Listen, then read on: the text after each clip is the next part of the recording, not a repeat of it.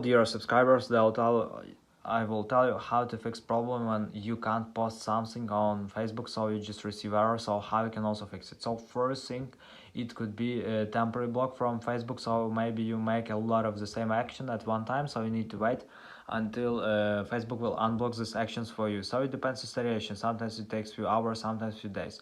But also you need to know that it's just temporary block. So wait until after Facebook will unblock these actions for you. So also you can try to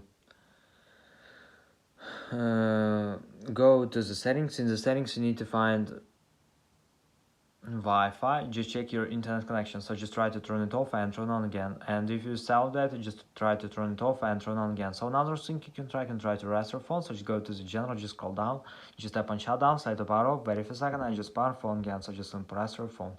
And the latest option you can try to update your app. So just go to App Store, just go to search tab, in search tab just write Facebook, and if you see update button here, just tap on it and wait until it was successfully installs the latest updates for your Facebook app. So thanks for watching, have a nice day, subscribe to my channel, click like and bye.